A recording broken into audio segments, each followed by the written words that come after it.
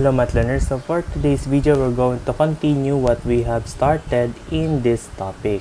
We have work, energy, and power. So ngayon, proceed, tapos na tayo sa work energy principle, so proceed tayo sa power. Okay, so for more information about this lesson, watch the video till the end. So let us start. So, let us define what is power. So, in physics, the concept of power as a measurable quantity is attributed to James Watt. Excuse me. He is credited with developing a clear understanding of power and devising a method to measure, which is why the unit of power is named the watt after him. Okay. The key points about James Watt and power. So, it also improves the steam engine, which Watt is the most famous for significantly improving the steam engine, which played a vital role in the Industrial Revolution. We have the concept of power. While studying steam engines, Watt developed the concept of power as a way to compare the efficiency of different machines, particularly in relation to the work done by horses. Kaya doon po nakuha yung unit na horsepower. Okay. The SI unit of power is watt, named after James Watt. Okay, this is it. Pag tinanong sa inyo, who's the James invented power? Watt? Your answer is correct. Yung mga ganun. Parang may napanood ako ganung meme sa TikTok. Kasi kung pupost ko dito, ba maano na naman ako, copyright claim na naman ako. I-search nyo na lang. Okay. So, let us define for the expansion what is power. Excuse me. Okay, it terms say power, it is the amount of energy transferred or converted per unit time. The international system of units, the unit of power is the watt, equal to 1 joule per second. It has the unit, ayan, inulit lang. Or, gaya sabi sa inyo, horsepower. Kasi, sabi dito kanina sa term natin, nirelate niya yung work done by horses. Kaya, inanin niya rin yung horsepower. Okay? Di ba yung mga kabayo, di ba, gano'n, pakabilis din ang tumakbo. Parang doon niya kinumpara yung power, kaya horsepower. Hindi yun joke. Okay, we have the conversion unit that we have or we must remember.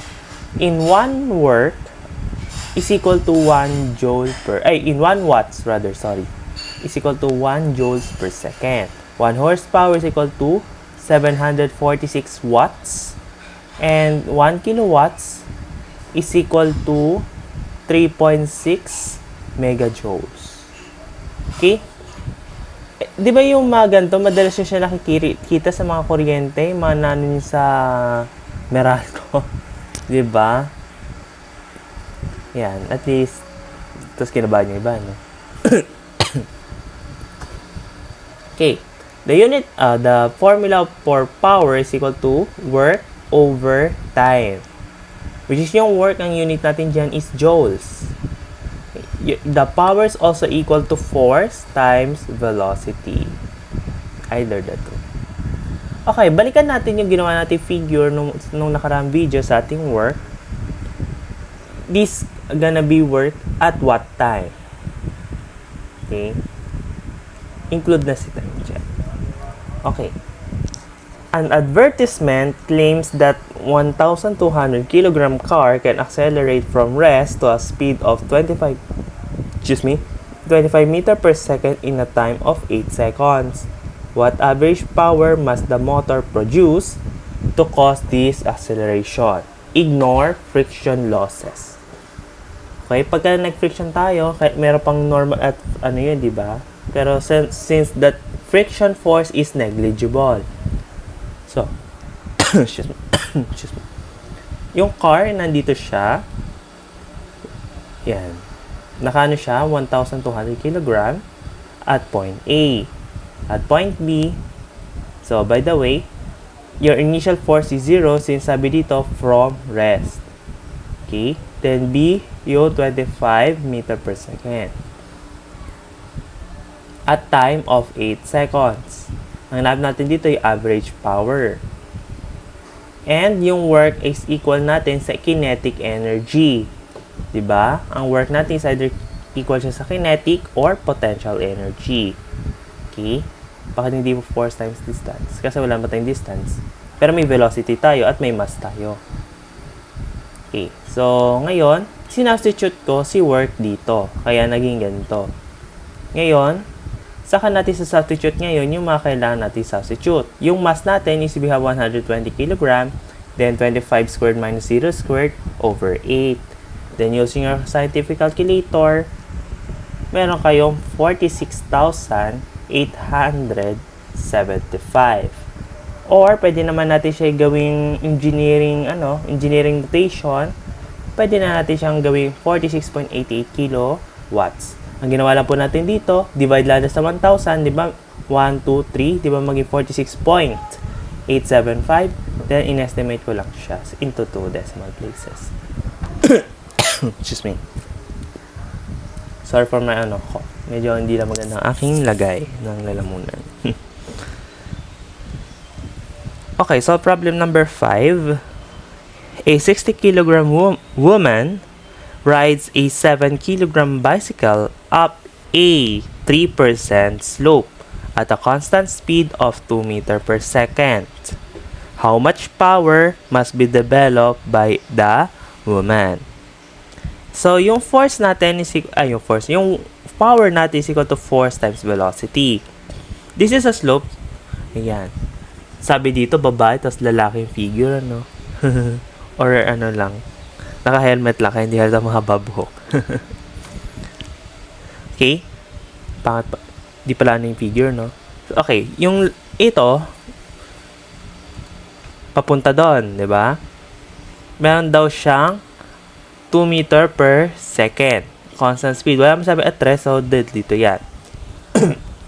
Excuse me. So, it is with respect to the horizontal, of course.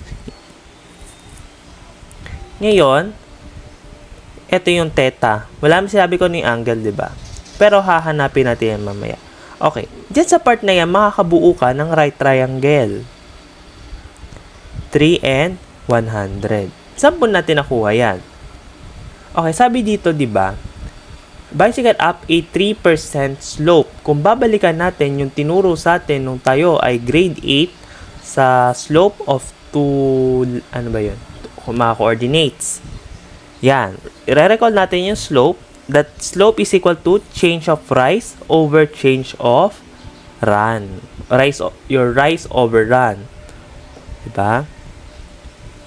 Eh, yung change of y natin, sabi dito, 3. Yan. Then, yung, natin, di ba nanggaling yan sa percentage? Pag kinonvert mo sa fraction, di ba, yung slope natin is equal to 3%, tapos kinonvert natin siya sa 3 over 100. Excuse me. Ito yung y, ito yung x. Simple algebra. Okay? Ito yung 3, ito yung 100. Ngayon, dito sa part na ito, mahanap na natin kung ano yung angle. Di ba? Using inverse tangent, 'di ba? Sa trigo na diniscuss sa atin ng pre-calculus. Okay. Ngayon, pagka inano na to, meron ka ng 1 degree and 43 minutes and 6.09 seconds or DMS, degree minute seconds. Pero kung gusto niyo decimal, pwede naman din ito. Okay, sabihin natin, sabi dito, yung kilogram o yung timbang ng babae is 60 kilogram. Okay? Then, ito naman, meron kang drag force, rather. Okay? Then, sabihin natin, ito yung gawa tayo ng dyan, yung Cartesian, kasi hindi naman natin siya basta-basta mahahanapan ng summation of forces, kasi summation of forces na to eh. Diba? Tandaan nyo, kung ano yung sukat nung ito lang yon. Okay? Then, yung timbang ng bike, meron tayo 7 kg. Ganun lang din ang Kasi 'di ba, pag tinabingin niyo 'yan, 'di ba magiging diretso to, tapos 'di ba, ni-rotate niyo to, sabihin maro-rotate siya kung paano niyo to ni-rotate. Ganun lang din po. Okay? Okay, gamit tayo na summation of forces of X. Kasi horizontal naman, kasi nagwo-work naman siya horizontally. Okay? So, summation of forces, this is due to equilibrium. Which is, madidiscuss ko siya after ng susunod ko pang lesson. 2 lesson pa ituturo ko eh. Curvilinear saka projectile. Which is, after nun, saka ko pa madidiscuss yung mga concept about equilibrium. May torque pa. Oh, nag-introduce na agad na. Okay. Using this one, kasi hahanapin natin dito yung force, yung total force. Okay? Since pababa ito, excuse me. Since pababa ito, diba dito sa angle na to, may makukuha tayong X. Diba? Dito sa part na to, may mabubuo tayong triangle. Ito yung theta mo, this is papunta ron. E di, ito consists for this one. So, papunta ron. Ito, tinimes ko lang sa 9.81 since gravitational force times yung sine. Ayan, ito lang yon. Sine kasi opposite to the, no? Kasi most likely, di ba, sa mga nakatinuro ko, pag sinabing x, cosine na ganang nasa isip. Pero dito kasi nakaganyan siya. Kaya pa ganyan. Okay. Sana na-gets natin yon. Next, ito naman. Ganun din. Pero dito naman sa part na to, meron tayong common. Ngayon, nilipat ko dito at may common sila na 9.81 saka sines 1.72. So, ganyan na lang ginawa ko. Sa book, ginawa nila 67 times 9.81 times this one. Which is pwede yon.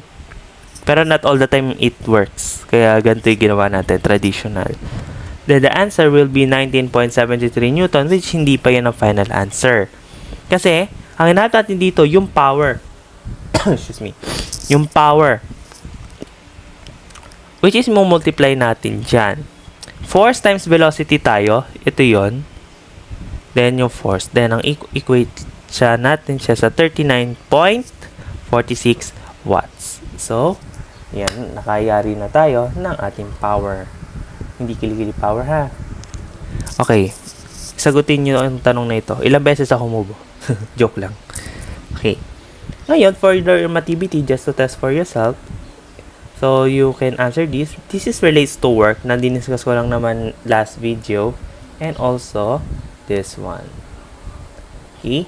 So, well done. So, hopefully, lahat tayo ay nakagets ng ating lesson about power. So, finally, natapos din. Okay, so, that's all for now. Thanks for watching and see you in the next video.